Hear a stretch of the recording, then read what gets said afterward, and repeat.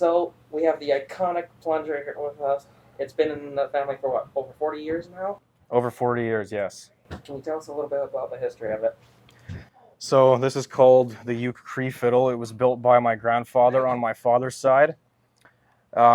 His name was Arnie, also well known as the Uke Cree fiddler.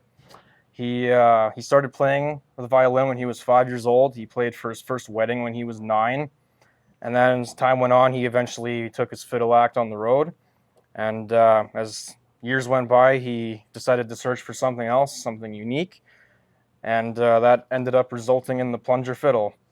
It's just a basic plunger you can find at any hardware store. And after years of research and engineering, it eventually became his Uke Cree fiddle. So this one was made in what, 90?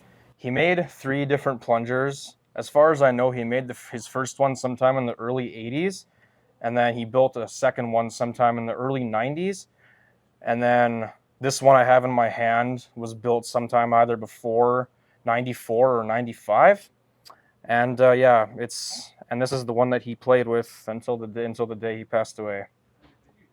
All right, we're going to go quickly over to Dennis. Let's hear some stories about Arnie and some of the stories you got with the plunger. Well, he traveled basically all over North America. That plunger was all the way from Alaska to Texas and every little place in between. And Arnie always had a big crowd wherever he went. He was well known. He was actually more known in the States than he was in Canada, as he played in Branson a lot with a lot of the big stars of the day.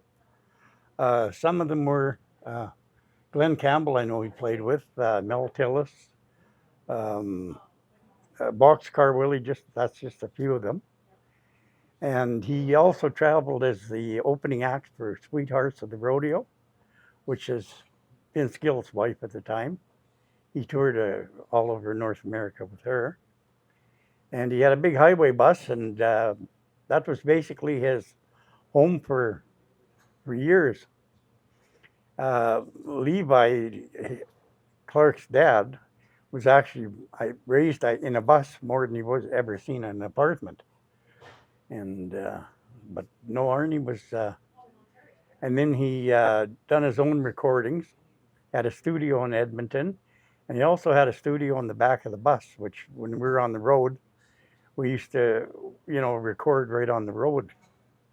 And he was a character, I'll tell you. A very nice guy to work with.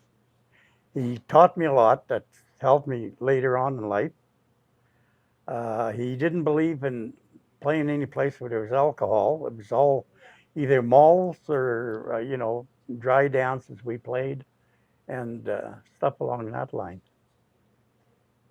All right, final question. We could probably get this from either one of you two. Basically, how is the fiddle being used now, and basically, what do you want the legacy of that fiddle to be? So I started playing the plunger just after I turned 17. I've been playing the guitar for about 3 years now, and I came home from Manitou Beach over the summer, and I decided I wanted to learn to play the violin, and I thought it'd be more unique to learn to play my grandfather's plunger, because I thought it would be a good way to carry on his legacy, keep his memory alive, and I know he would be very proud if he was still around today, that's for sure.